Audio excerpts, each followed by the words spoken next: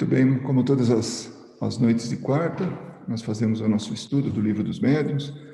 Hoje nós estamos nas noções preliminares, que é a primeira parte do livro. O livro é compreendido em duas partes, basicamente. A primeira tem essa teoria, assim, não propriamente a teoria, mas eu acho que se puder abaixar, alguém está com um pouquinho alto. Não propriamente a teoria, mas sim umas instruções de Kardec antes de entrar na teoria realmente da mediunidade, né? Primeiro ele está mostrando para a gente como tratar, por exemplo, aqueles que gostaríamos de demonstrar o que é a doutrina espírita, o que é a mediunidade, o que é o Livro dos Médiuns, mas ele mostra para a gente que nós realmente temos casos de incredulidade, né? Que pelo menos até agora é o que nós estamos vendo, porque daqui a pouco a gente vai estar vendo também casos de credulidade, ou seja, aqueles que realmente gostariam de conhecer o Espiritismo. Estamos tratando do método agora, que é o capítulo 3, e vamos abordar os itens 25 a 28, né? Então, ainda estamos naqueles dos incrédulos, né?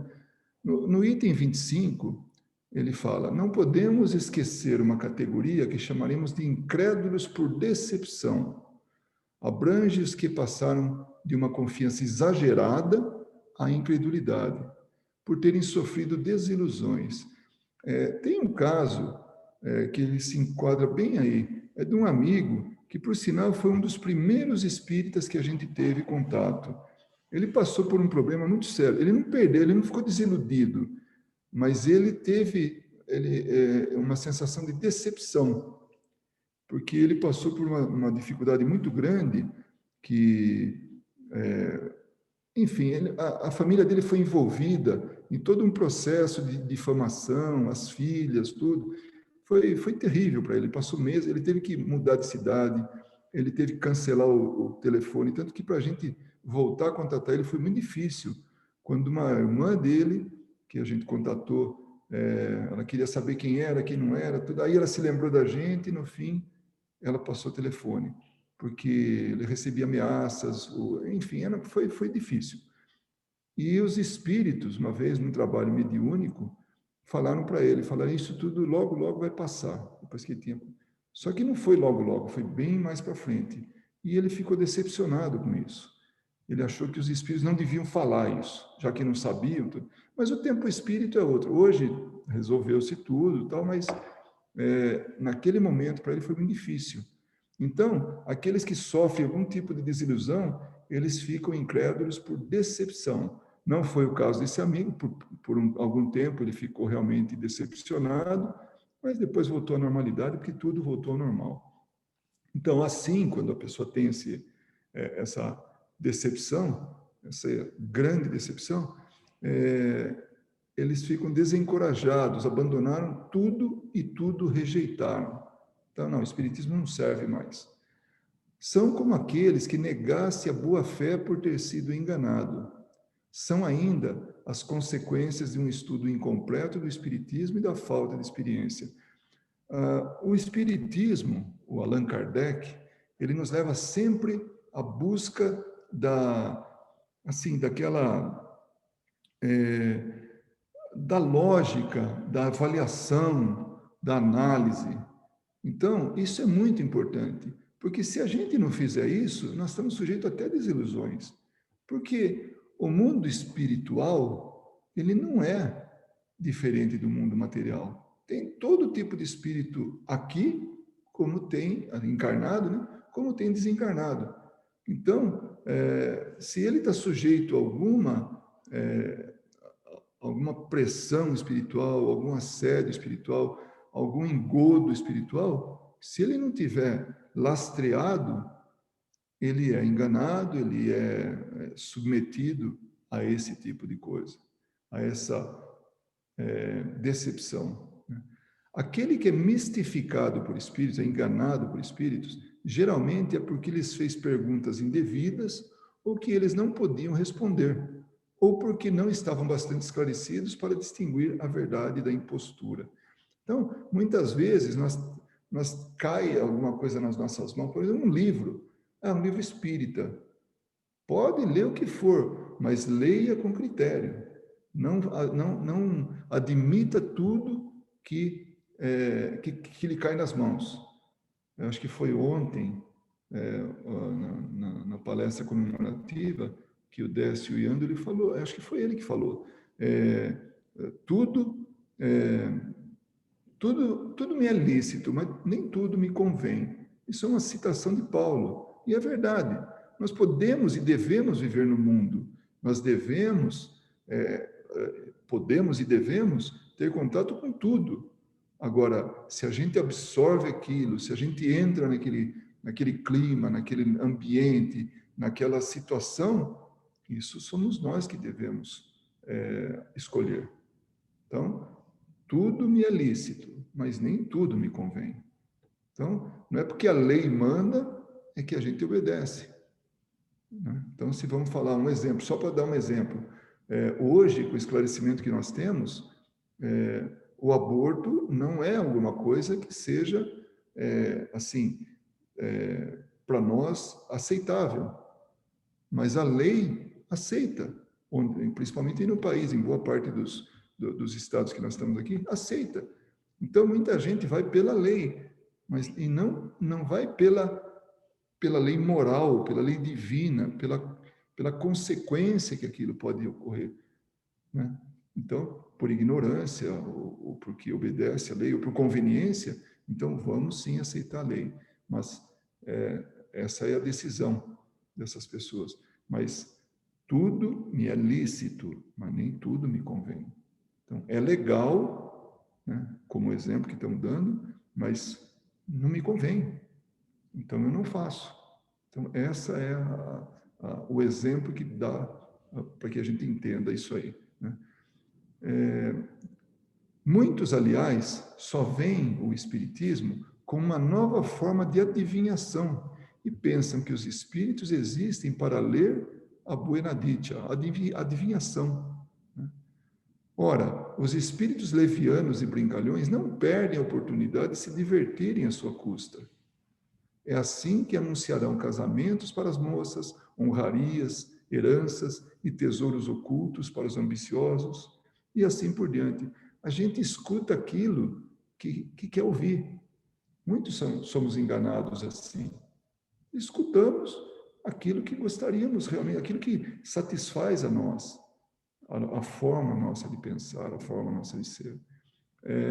Aí me vem aquela brincadeira do copo. O quanto ela é perigosa para adolescentes, jovens, que estão aí entrando na vida, aí começam a fazer perguntas para espíritos através de letrinhas flutuantes, através da parafina flutuante na água, e vai, e pronto, pode arrumar um brincalhão, né, um espírito brincalhão, leviano, por um bom tempo, às vezes pelo resto da vida, se ela depois não se aprumar, não perceber que está sendo enganada, essa pessoa, esse jovem, né?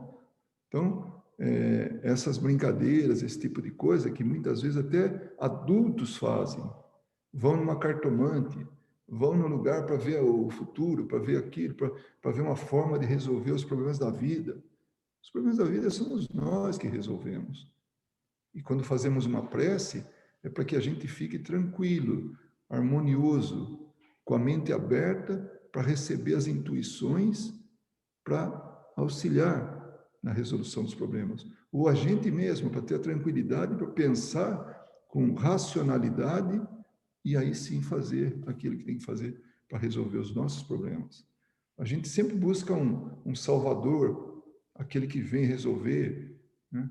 E não tem isso. Somos nós que temos que resolver. Então, quando eu estou falando de uma pessoa que está dentro da sua razão, da sua lógica, aquele que precisa de ajuda profissional é outra coisa, não é isso que nós estamos falando. Estamos falando de pessoas que, como diz aqui, disto resultam frequentemente desagradáveis decepções de que o homem sério e prudente sabe sempre se preservar. Então, a prudência como é que diz até, né? Dá até para encaixar aqui, ou adaptar um popular, né? Prudência e canja de galinha não faz mal para ninguém, né? Então, a gente realmente tem que se utilizar disso, dessa racionalidade. Então, fala depois agora de uma classe muito numerosa de incrédulos, a mais numerosa de todas, mas que não poderia figurar entre os opositores, é a dos vacilantes. Então, eles não são opositores, mas sim vacilantes. São geralmente espiritualistas, por princípio. Acreditam. Na sua maioria, têm uma vaga intuição das ideias espíritas e desejam alguma coisa que não podem definir. Então, sim, eles estão pensando, acham que existe alguma coisa que pode, inclusive, ajudar a eles. Esse conhecimento que vem, que são espiritualistas, acreditam em algo além da matéria. Falta-lhes apenas coordenar e formular os seus pensamentos. O espiritismo aparece-lhes como um raio de luz. É a claridade que afugenta as névoas. Por isso o acolhem com sofreguidão, pois ele os liberta das angústias da incerteza. Então, esses que estão vacilantes, que podem aceitar a doutrina espírita, aquilo vem de encontro ao que ele precisa, né? Aquilo que ele realmente está buscando para resolver os seus problemas, para poder, não os problemas do dia a dia somente, né? Porque isso vem naturalmente com o esclarecimento, mas o que é a razão de estarmos? Qual é a razão de estarmos aqui? O que existe depois disso daqui? Quem criou tudo isso aqui? Então, essa é aquela grande interrogação que eles vão absorvendo depois, com certeza. Se lançarmos, olha que interessante, então ele começou lá com aqueles incrédulos renitentes, né? Aqueles resistentes, e vai passando, vai aliviando, passou agora pelos vacilantes, que já começam a aceitar. Então, é uma gradação de tipos de pessoas que estão aceitando, já começam a aceitar a doutrina espírita. Então, desde aquele renitente até agora, esses que já estão mais maleáveis e já começam a aceitar. Então, agora, a gente começa a já começa a perceber que ele entra naquele grupo de pessoas que já são espíritas. Então, ele começa por um que não são espíritas sem saber que são, né? Então, se lançarmos agora um olhar sobre as diversas categorias de crentes que acreditam, né, na verdade, o crente acredita, o incrédulo não acredita, encontraremos primeiro os espíritas sem o saber. São uma variedade ou uma subdivisão da classe dos vacilantes, que são aqueles que aceitaram, não sabiam, né? O vacilante, ele fica naquela, vai ou não vai. Sem jamais terem ouvido falar da doutrina espírita, têm o sentimento inato dos seus grandes princípios. E esse sentimento se reflete em algumas passagens de seus escritos ou de seus discursos, de tal maneira que, ouvindo-os, acredita-se que sejam verdadeiros iniciados. Esse é interessante, que tem muita gente que é isso mesmo. Está embutido ali, está incutido nele já aquela semente, aquela centelha que bastou que alguém falasse, ele, pronto, aí ele já aceita aquilo como algo tão natural. Eu posso dizer que eu estaria nesse grupo antes de conhecer a doutrina espírita. Quando caiu o livro dos Espíritos na minha mão, eu li aquilo, devorei aquilo e parecia tão natural, tão possível, que eu fiquei abismado. Falei, nossa, mas é como se eu já soubesse. Não, não é bem assim, por favor, não é como se eu soubesse de tudo aquilo, pela aceitação. Então, eu aceitei de forma muito natural quando eu conheci a doutrina espírita. Encontram-se numerosos desses exemplos entre os escritores sacros e profanos, entre os poetas e os oradores, os moralistas, os filósofos antigos e modernos. Eu não sou nenhum desse aí, tá? Eu estou dizendo só que, para mim, me veio naturalmente esse conhecimento, como se eu já tivesse ali, aguardando o momento daquilo, assim, florescer. Entre os que se convenceram estudando diretamente os assuntos, podemos distinguir os que acreditam pura e simplesmente nas manifestações, consideram o Espiritismo como uma simples ciência de observação, apresentando uma série de fatos mais ou menos curiosos. Chamamos-los espíritas experimentadores. Então, são aqueles que vão atrás do fenômeno. Para eles, aquilo é que importa, aquilo que interessa, aquilo que está tudo bem. Não está interessado em estudar, em aprender. Um pouquinho antes, eu gostaria até de falar, não sei se é depois, eu acho que eu estou meio mal localizado aí, num exemplo, mas que vai poder ajudar também, seja nesse slide anterior, né? Ou ainda mesmo no outro lá, mas nesse aqui, a partir desse aqui. Em algum momento, a partir desse. Uma pessoa que eu conheci aqui nos Estados Unidos, trabalhava conosco na empresa, um jovem, e aí, de repente, do nada, sem perguntar absolutamente nada, eu puxar esse assunto, ele falou assim: você acredita em reencarnação? Eu até fui tomado de surpresa, porque nunca falamos nesse assunto. Eu falei: sim, eu acredito, né? Aí eu falei: e você? Ele falou: eu também. Eu e minha namorada acreditamos. Eu falei: poxa, que bom, né? E o que vocês fazem? Vocês vão atrás de informações? Não, simplesmente acreditamos em reencarnação. Bom, para mim foi tão, assim, ao mesmo tempo estranho, e foi, assim, interessante ele ter falado isso, inclusive porque nós estamos falando disso agora. Ele só acreditava, só isso. Mas ele não ia atrás daquilo. Para ele era como numa estante que ele tinha assim, na vida dele, na cabeça dele, tinha um escaninho, lá tinha uma prateleira onde tinha algumas coisas de crença, sei lá, e ali estava guardado: eu acredito em reencarnação. Foi assim que eu vi ele. E foi até engraçado, porque ele não saía daquilo, ele só acreditava. Eu falei: você não gostaria de saber? Não, não acredito, pronto. Tá bom, ok, fine. E nunca mais falamos sobre isso. Ele nem tinha muito o que falar, talvez ele nem quisesse, né? Aí depois vem os que não se interessam apenas pelos fatos e compreendem o aspecto filosófico do Espiritismo, admitindo a moral que dela decorre, mas sem a praticarem. Então, é um espírita por afinidade, se podemos chamar assim, né? Agora, vocês percebem de novo, Kardec está falando, primeiro naquele lá que só acredita, ou só gosta, só simpatiza com as manifestações mediúnicas, as manifestações dos espíritos.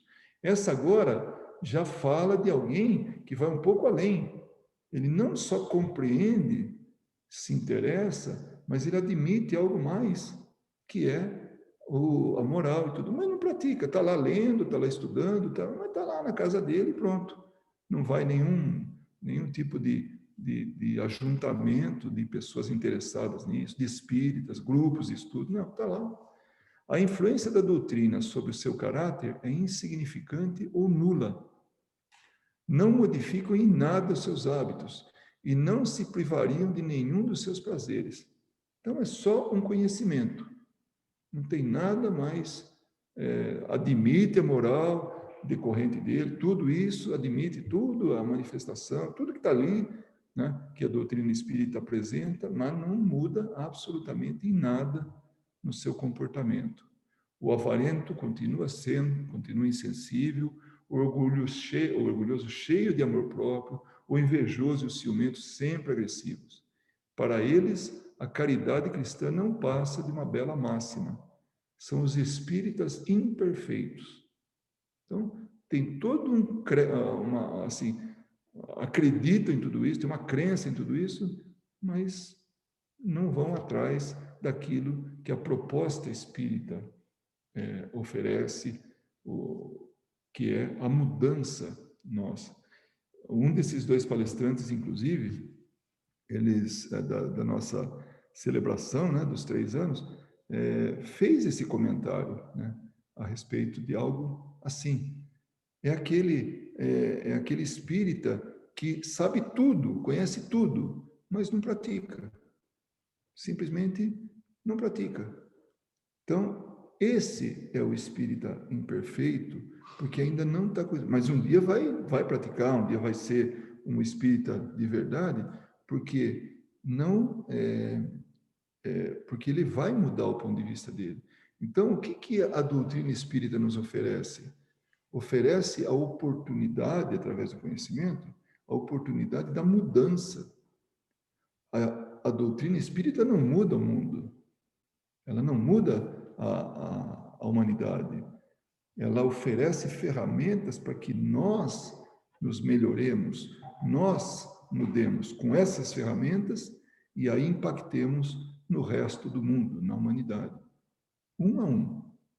Então, essa é a verdadeira mudança que o Espiritismo faz em nós, através da compreensão e aplicação daquilo que a gente está fazendo. Então, sim, nós vamos passar para uma outra categoria de, talvez seja exagerado falar isso agora, mas espíritas perfeitos.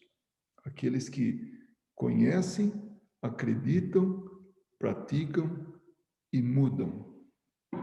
Eu sempre gosto de falar para nós que estamos juntos aqui, falar, vocês já perceberam mudanças em vocês? Não importa o tempo que está em contato com a doutrina espírita, porque é natural. Esse conhecimento nos muda, altera a gente, e para melhor. Hoje foi engraçado, eu estava assistindo uma live do Jacó Melo, e aí teve uma pessoa que falou a respeito da mudança dela, que o Espiritismo fez. Mandou ali no chat, né? Mandou aquela mensagem. Meus filhos notaram a mudança em mim. Então, olha que bonito. Então, com certeza, os meus filhos, na época que eu conheci a doutrina espírita, perceberam a mudança em mim. Aí esse terceiro ponto, né? Os que não se contentam em admirar apenas a moral espírita, mas a praticam e aceitam todas as suas consequências. Desculpa, de novo. Os que não se contentam em admirar apenas a moral espírita, mas a praticam e aceitam todas as suas consequências, convictos de que a existência terrena é uma prova passageira, tratam de aproveitar os seus breves instantes para avançar na senda do progresso, única que pode elevá-los de posição no mundo dos espíritos, esforçando-se para fazer o bem e reprimir as suas más tendências. Essa é aquela posição, aquele posicionamento do crente, do que está acreditando, no que está estudando, no que está lendo, no que está no dia a dia ali dele, né? Então, esse é aquele que está sendo tocado por um impulso para se melhorar. Sua amizade é sempre segura, porque a sua firmeza de convicção os afasta de todo mau pensamento. Então, essa é a pessoa. A caridade é sempre a sua regra de conduta. São esses os verdadeiros espíritas, ou melhor, os espíritas cristãos. Aqui o tradutor faz uma nota, né, que depois a gente vai ler, mas percebe, então esse aí é aquele que está praticando, que está buscando ser espírita de verdade. É aquele que está vendo, percebendo que aquele mundo que ele está vivendo, esse mundo que ele vive, essa experiência, é algo passageiro. Não é fácil, tá? Eu posso dizer por mim, não é fácil entender que esse é uma oportunidade, é um mundo provisório, um mundo passageiro, uma existência passageira. E eu falei mundo também, que podemos entender que esse mundo um dia ele se acaba, porque ele é material. Um dia eu falei para uma pessoa, ela se assustou. Eu falei, calma, temos aí pelo menos uns 6 bilhões de anos aí para a gente, para viver aqui. Ele vai nos oferecer essa oportunidade. Então, não vamos ficar preocupados que vai acabar amanhã. Vai levar muito tempo. Até lá, nós vamos estar bem melhorados. Talvez nem mais vivendo aqui, nesse mundo. Tomara, né? Ou se tiver, que a gente contribua, porque ele vai estar melhor, com certeza. Então, não é fácil a gente aceitar isso. Aceitar que isso tudo é passageiro. Porque, tanto que a gente ainda se apega a tantas coisas. Né? Hoje eu ganhei um presente, eu fiquei tão feliz, muito feliz, da família, né? Me deram um presente, que era aquele fone de ouvido sem fio. Nossa, que maravilha! Escutar música dentro da cabeça, escutar palestra dentro da cabeça direto, e poder caminhar para lá, para cá e fazer tudo que estava fazendo, até mesmo exercício. Que maravilha! Eu já tinha do fiozinho lá de cabo, mas aquele, nossa, isso é material. Mas eu estou procurando explicar a minha alegria do ponto de vista assim, de qualidade de vida, de usar bem a tecnologia, de poder usar para ouvir minhas palestras, enfim, né? Não minhas palestras, mas as palestras que eu gostaria, né, de outros palestrantes assim que eu gosto de ouvir. Então tudo isso é só um exemplo isso, mas nós somos muito apegados a matéria, nós somos ainda materializados. Quando a gente vai, à medida que a gente vai aprendendo a viver nesse mundo, seja nessa existência, seja nas próximas, a gente vai se desmaterializando. Isso é bom, porque isso é um benefício muito grande. Por exemplo, o meio ambiente. Por exemplo, é muito bom até para nossa, para a gente viver de maneira desapegada e não colocar tanta energia, né? E se sacrificar tanto por causa de alguma coisa que a gente, avaliando, pode falar, não, talvez isso aqui não seja tão importante assim. Então, pega toda aquela energia e coloca em algo melhor, do ponto de vista de ação, né? Então, se esse verdadeiro espírita, o espírita cristão, como ele falou, é um processo de aprendizado. É usar isso, esse parágrafo que ele está falando aí, né?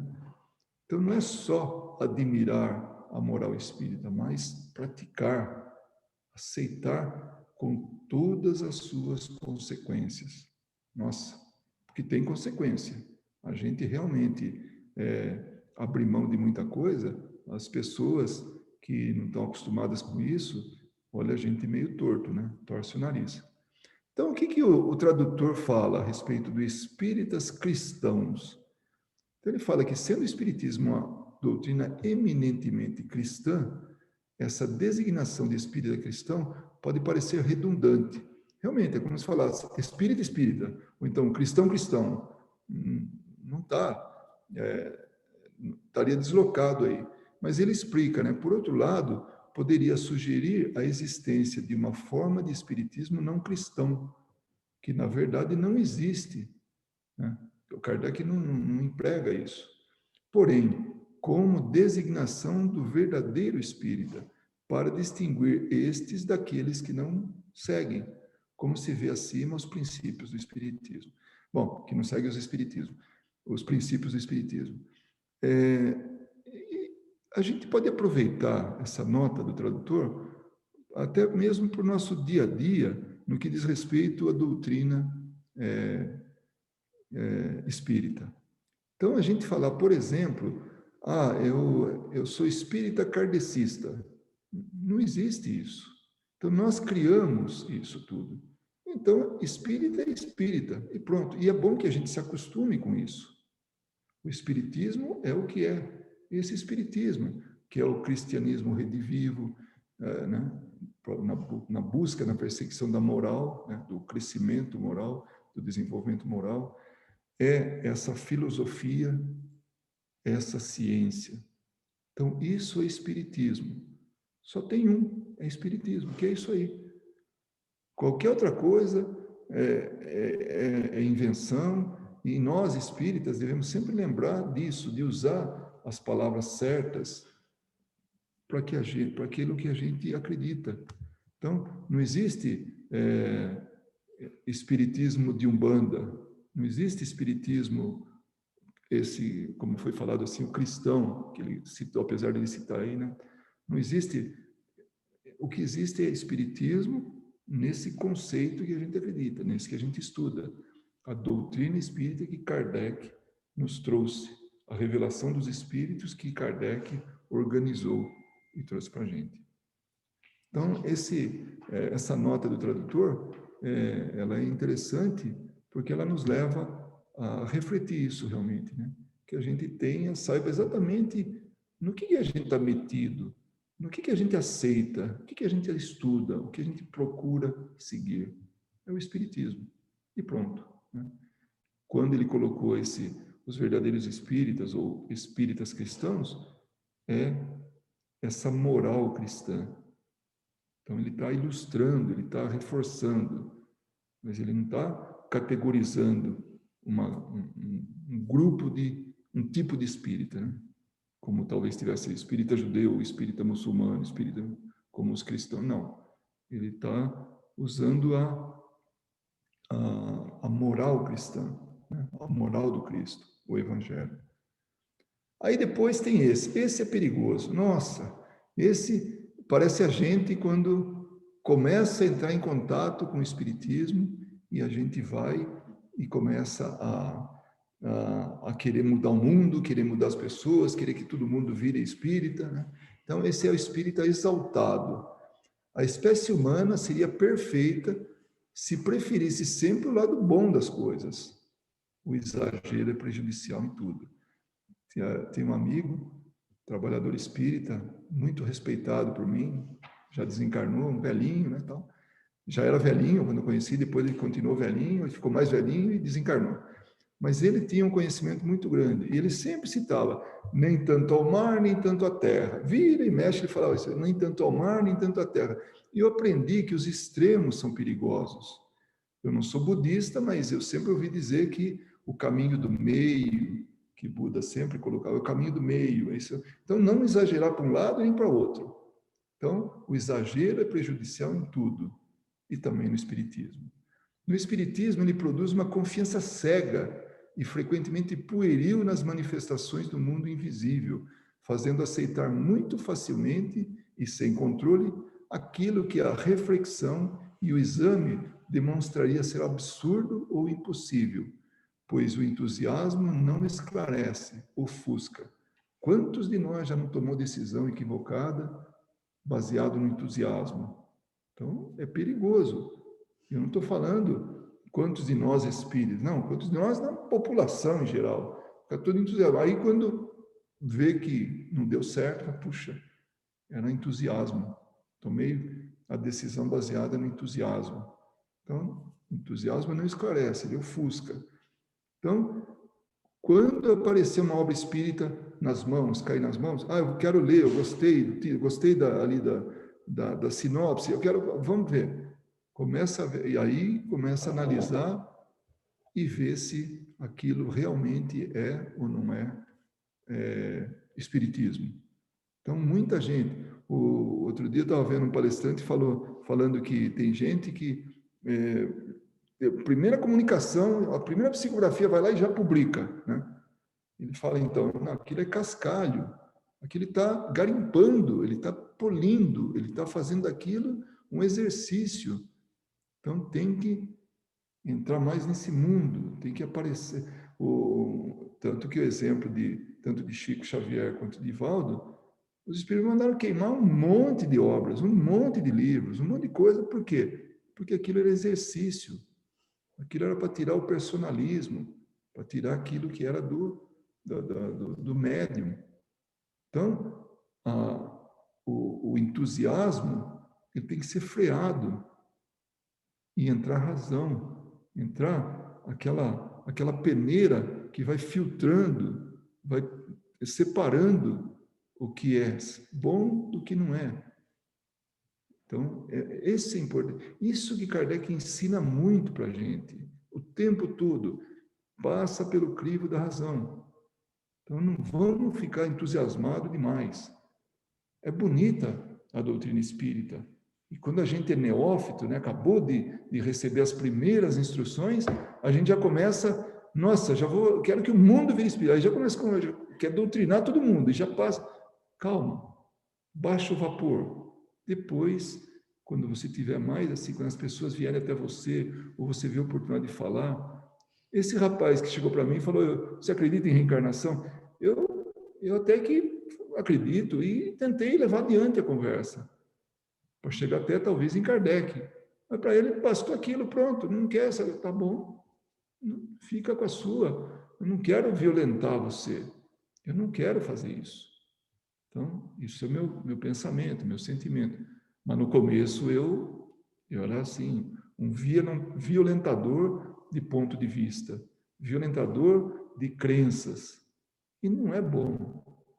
Alguns podem até dar certo, outros perdem até amizade com a gente. Pô, esse cara é um fanático. Né? Essa espécie de adeptos é mais nociva do que útil à causa do espiritismo. E é verdade. Ainda bem que eu mudei, né? Senão hoje eu estava, sei lá. São os menos capazes de convencer, porque se desconfia com razão do seu julgamento. São enganados facilmente por espíritos mistificadores ou pessoas que procuram explorar a sua credulidade. Então, olha, ele tá ali desenvolvendo a sua mediunidade, tudo. Então, até ali ele tem que ser criterioso. Exemplo. Nossa, mas que mediunidade que você tem. Eu estou pasmo. Que coisa! Você sabia que tinha tudo isso? Sempre soube disso? Pronto, ali já o ego já começa a inflar. Então, ele deixa a razão ir pelo ralo e começa a entrar naquele entusiasmo, naquela vaidade, naquele tudo. Pronto, aí vira esse joguete de espíritos e de pessoas que querem explorar ele também, encarnado e desencarnado. Então, esse é o cuidado que Kardec sempre pede para a gente ter. Não vamos nos inflamar ou inflar o ego, tudo, por alguma coisa que nem é dele. Se o espírito se comunica, ele é só o telefone celular, ele é só intermediário. E o que ele tem que fazer é buscar se melhorar cada vez mais para ser um bom intermediário, para ser um bom telefone celular. Essa é a advertência de Kardec. Se apenas eles tivessem de sofrer as consequências, o mal seria melhor. O mal seria menor, aí, tá? Desculpa. Mas o pior é que oferecem, embora sem querer, motivos aos incrédulos que mais procuram zombar do que se convencer e não deixam de imputar a todos o ridículo de alguns. Então, ele vai estar abrindo caminho até para aqueles incrédulos fazerem piadas. Já não aceitam e vê aquela palhaçada, aí que vai deitar e rolar, né, em termos de zombaria, porque as pessoas entram até em ridículo. Aí já começa a mudar de roupa, não, agora só vou usar tal roupa, porque algum espírito buzinou na cabeça dele que ele tem que mudar até o visual dele. Ah, o corte de cabelo, agora a maneira de ser, tudo. Vira joguete. Quando o espírita, conhecedor, e se ele é médium, por exemplo, ele convive no mundo como qualquer outra pessoa normal, porque ele é normal, não tem nada de especial. Ele tem uma oportunidade de fazer um bem adicional, mas é isso. Então, essa racionalidade, né, isso que ele tem que estar sempre esperto para que não possa tomar nenhuma decisão que venha a levar ele ao ridículo, decisão, atitude, né? Isso é importante, tem que ser uma constante, porque ele é uma pessoa normal. Então, isso não é justo nem racional, sem dúvida, mas os adversários do Espiritismo, como se sabe, só reconhecem como boa a sua razão e pouco se importam de conhecer a fundo aquilo que falam, de que falam. Então, tem gente que parece que já nasceu com conhecimento e não muda. É um volume de conhecimento, já nasce com aquilo e não muda aquilo, e não aumenta aquilo. Bate naquilo sempre. Então, É essa a razão deles. Então, não, temos que ser abertos ao mundo, temos que olhar tudo, temos que ler de tudo, temos que conversar de tudo. Agora, aquilo que não está de acordo com os seus princípios, deixa para lá. A minha mulher chegou esses dias falando no curso dela, falou que tem muita gente de outras partes do mundo, principalmente da América Latina, e aí falando sobre tráfico e tudo, tal. Ela estava ficando em desespero já, porque não é o tipo de assunto que ela gosta. O que ela fez? Ela se saiu de lado. Foi mandar texto para mim, conversar comigo, falar que estava difícil ali, porque as pessoas... então vamos procurar vibrar em benefício deles. Então tem gente que o assunto é aquele. Então, mas não serve para a gente cai fora. Tudo me é lícito, mas nem tudo me convém. Então, essa separação das coisas. Mas nós temos que ser parte desse mundo, porque nós viemos para ser parte do mundo. Não adianta a gente ser daqueles ascetas, né? Aqueles que vivem separado, o eremita. Não, temos que estar aqui inseridos no contexto do mundo. Somos do mundo. Somos mundanos, né? No bom sentido da palavra, né? Do mundo.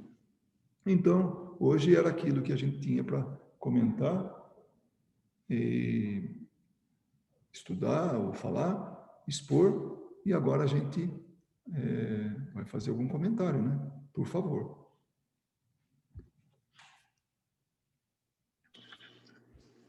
Luiz, inicialmente, parabéns, que eu já entrei, vocês já tinham começado.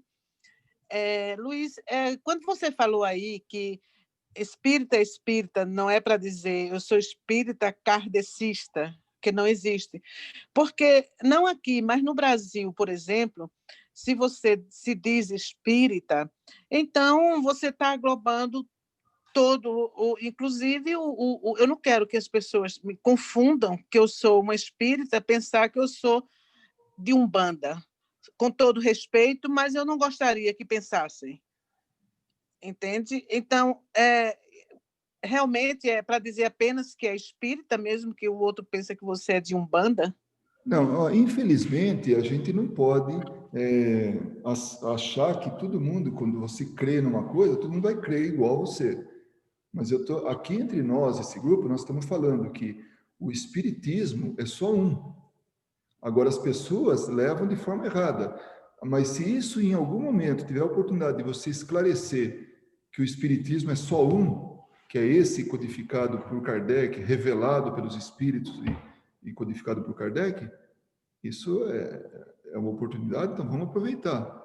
Mas, infelizmente, tudo... E você vai ver placas aí. Você vai andar na rua, não aqui, né? Mas você vai... Talvez até aqui, porque muitos trazem do país de origem a sua forma de ser, a sua cultura, a sua crença, tudo. Então, aqui talvez também você veja isso, mas lá com muita frequência, lá, tenda espírita de Umbanda. O espiritismo só tem um. Infelizmente, as pessoas vão confundir a gente, né? Coisa que a gente... Mas nós somos orgulhosos de ser espíritas. Eu, pelo menos, tenho orgulho de estudar Kardec. Mas se tiver uma oportunidade que você possa esclarecer isso, sim. Mas o mundo não pensa como a gente. Você entendeu, Marileide, o que eu quis dizer agora com o que estava falando? Então, não é... Sim. Na verdade, Marileide, espírita é só o que realmente estuda e pratica a doutrina dos espíritas. Dos espíritos. Dos espíritos, desculpa. As outras são espiritualismo. Mas no Brasil não tem jeito, né? As pessoas confundem mesmo. Confundo.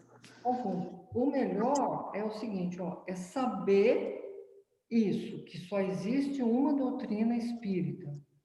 E que quando a gente falar, se alguém, né, está falando de outras coisas, a gente fala, não, eu sou espírita, estudo Kardec, né, ou estudo que os espíritos nos trouxeram. Não sou da Umbanda, não sou... Aí não tem problema falar, o importante é você saber que espiritismo é só um. Só Eu breve... também faço isso, viu? Só um breve comentário. quanto menos preconceito a gente tiver, melhor.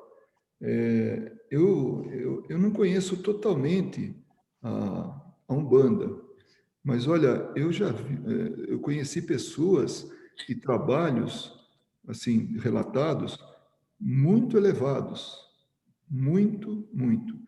Inclusive, eu já li que Bezerra de Menezes, num determinado momento, ele estava trabalhando junto aos espíritas, né?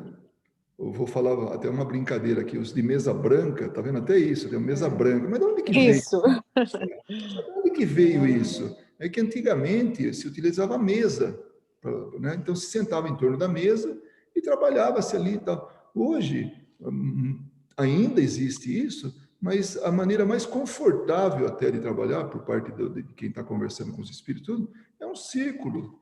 Mas não é místico isso aí, um círculo, né?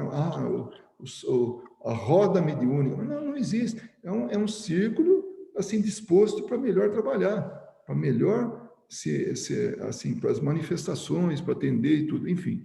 Agora, a mesa branca, ela vem por quê? Porque primeiro que era uma mesa, e segundo que sempre tem uma toalha branca. Então virou, por causa daquela toalha, pelo menos essa é a minha teoria, né? E então é isso. Agora, eu acho que a Sandra colocou uma mensagem aí, falou que, né, que ela conhece gente da relação dela que é umbandista. E tem pessoas. Uma vez eu me lembro, a gente estava viajando e foi rever uns amigos. E aí ficamos sabendo que aquela menininha que a gente conheceu aos 5, 8 anos, tal, hoje era uma mulher, mãe de família, quer dizer, tinha filhos, tudo, casado, estava lá o marido. E ela tinha uma tenda de umbanda no fundo da casa dela. Aquilo, eu falei, puxa vida, né? Quem diria? Eu lembrava deles assim, tão religiosos, tão católicos, né? E ela estava lá, ela era mãe de santo. E a gente sabe que por informação, não a fundo assim, mas é uma meio que os espíritos escolhem, assim, convidam para ser pai ou mãe de santo. Então não é, eu quero ser pai de santo. Espera aí, é assim, simplesmente assim? Não, tem todo um processo. Então isso já começa esse processo e tem que ser respeitado. E ela fez uma prece, olha, eu posso dizer que foi uma das preces mais bonitas que eu ouvi de alguém, espírita ou não, umbandista ou não, sei lá. Nossa, aquilo era lindo. E eu sei, conversando com ela, depois a gente conviveu mais tempo, que inclusive ela foi visitar a gente, porque morava no sul do país, né? Ficou um tempo lá, uns dias lá em casa, né? Uma vez que visitaram a gente, e eu pude conversar com ela e fiquei assim deliciado com o trabalho que ela fazia, trabalho para o bem, trabalho lindo. O comportamento dela, a família dela, era algo assim. E aquela menininha que eu vi pequenininha, era uma mulher assim, nobre, posso dizer assim. Então, a gente, para mim foi muito, muito importante isso. Então, cada vez que fala em Umbanda, se tem como eu defender, eu defendo.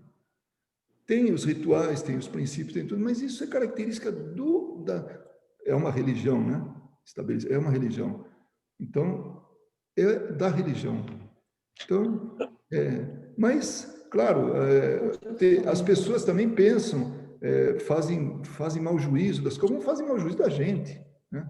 E todo É mundo, verdade. de tudo, né? Mas, Inclusive, a Ubanda, a origem dela é a origem escravo, né? Dos escravos que não podiam entrar nas igrejas. Então, eles faziam aqueles barulhos tal para o branco não escutar eles orando, não é? Sei lá, alguma coisa assim, eu ouvi isso lá em Salvador, não sei. Mas vem da origem dos escravos, né? Que não podiam frequentar as igrejas dos brancos. Então, eles fizeram Aí depois denominou-se como espíritas de umbandista, sei lá, não conheço muito sobre isso. Mas tudo bem. eu não sei dizer o nome agora, se alguém souber, me ajuda, que conta a história da Umbanda em Niterói e fala do caboclo Sete Encruzilhadas, que foi quem começou tudo isso, um espírito, né, que se denominou, né, por esse nome, e eu li esse livro, foi a única obra que eu pude ver, mas muito, muito bonito. E a gente nota hoje que os umbandistas, boa parte deles leem Kardec, para conhecer um pouco mais essa organização espiritual. Para conhecer a mediunidade. E mediunidade e tudo, né? Olha, eu estou... Obrigada. Não, de nada. Por favor, alguém que queira falar alguma coisa, porque mais uns minutinhos e nós já vamos passar para a prece final. Porque como, infelizmente, ou felizmente de um lado, infelizmente do outro, a gente teve que reduzir aqui o nosso estudo teórico. Mas ele continua, só vai estender um pouco mais, mas ele continua, tá? Devagar e sempre. Alguém gostaria de conversar? Então, a Fernanda fez o comentário, né? Que o namorado é da Umbanda, e ela fala que é muito bonito, deve ser o namorado e a Umbanda também, né? Para ela estar namorando ele, né? Né, Sandra? E a Fernanda fala que desculpa, a primeira era a Sandra, tá? Do namorado. E a Fernanda falou que é uma religião de origem brasileira, né? Que veio com os escravos. Sim. E também o Haroldo, né? Pregar o evangelho e, se precisar, usar as palavras. Isso, na verdade, o Haroldo está usando, que é uma citação de Francisco de Assis. Então, ele mandava a turma falar: vão lá pregar o evangelho, e, se precisar, com palavras, né? Ou seja, atitude, fazer a caridade, fazer tudo aquilo. Mas, se não for suficiente, aí prega as palavras, né, do evangelho. Então, o exemplo é sempre, né, aquilo que toca, né, as pessoas. E se ninguém tiver mais nenhuma observação, nenhum comentário, fica aquele convite singelo, né, de quem quiser fazer a prece final, pode fazer. É só abrir o microfone e eu já vou até fechar o meu aqui. A menos que tenha algum presente. Não, eu acho que você deveria fazer seu aniversário. Não é? Exato, bom. Verinha. Concordo. Eu faço e... Hoje é a terceira prece que ele faz. Como dizia um amigo meu, né, para o passe, né, ele fazia isso. A criançada, na aula de... Né, no entendimento lá da evangelização infantil, né, ou evangelização de espíritos, como dizem hoje, a criança tomava passe e depois voltava na fila, ele falava assim: se tomar 2 passes por dia dá dor de barriga, né? Então, ainda bem que prece não dá dor de barriga. Então, nesse momento, eu convido a todos para que, uma vez mais, fechemos nossos olhos e elevemos nosso pensamento a Jesus. Mas vamos pensar em Jesus não como aquele personagem religioso que muitas pessoas ainda dizem: Jesus voltará. Vamos pensar naquele que nunca nos abandonou, na verdade. Sempre esteve conosco a partir do momento que fomos convidados por ele para que tivéssemos oportunidades para evoluir. Isso foi muito tempo atrás, muito tempo, quando fomos convidados a habitar este mundo. Aqui seria uma grande escola e ele estaria sempre conosco, como ele próprio disse, até o final dos séculos. Entendemos, querido Mestre Jesus, que esse até o final dos séculos é quando, lá na frente, formos espíritos muito próximos da perfeição, a perfeição relativa, naturalmente, já que Deus, nosso Pai, é a perfeição suprema. Desde aquele momento, o Senhor disse que estaria conosco, e está. E mais do que isso, veio à custa de um sacrifício muito grande, reencarnar aqui, ou melhor dizendo, encarnar aqui, já que foi uma única vez, que o Senhor esteve aqui entre nós e realmente vivendo aqui, ombro a ombro, mostrando fisicamente a sua presença e dizendo: vejam, eu estou com vocês, como sempre estive, só que agora visível. Que possamos, querido Mestre Jesus, ter sempre isso em mente, que o Senhor está conosco. E nós agradecemos por tudo que temos, tudo. Principalmente os recursos para que nós possamos crescer, evoluir, compreender a vida na sua magnitude, compreender esse universo. Por hoje, temos a conta-gotas a compreensão, os ensinamentos, as informações que nos chegam, porque tudo vem a seu tempo. Mestre querido, agradecemos por essa família nossa ter expandido, não somente aqueles de laços sanguíneos, mas aqueles por afinidade, aqueles que dentro dessa família espírita se juntam, se reúnem e trocam informações da compreensão que têm daquilo que Kardec nos trouxe, revelado pelos Espíritos. Que possamos ser humildes, Mestre Jesus, para aceitar, entender e praticar aquilo que nos chega. Hoje é um dia especial para mim, por ser aniversário.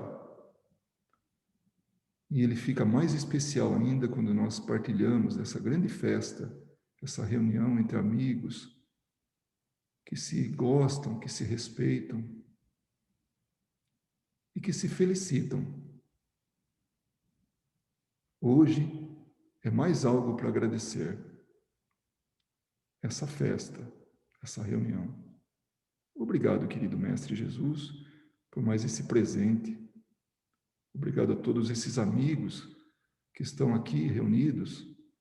E não são somente aqueles que estão visíveis na tela ou fisicamente presentes, mas todos amigos encarnados e desencarnados que, de alguma forma, vêm aqui nos homenagear.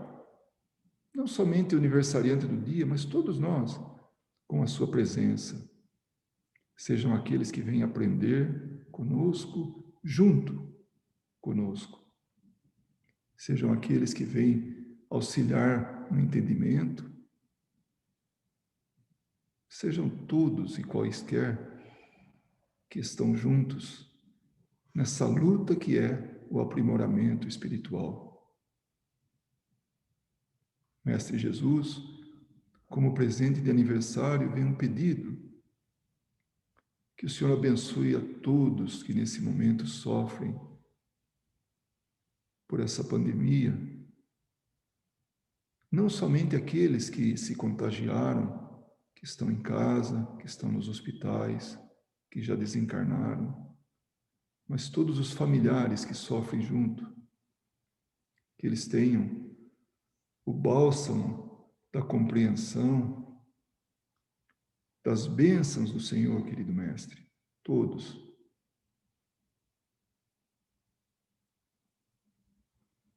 Que assim seja.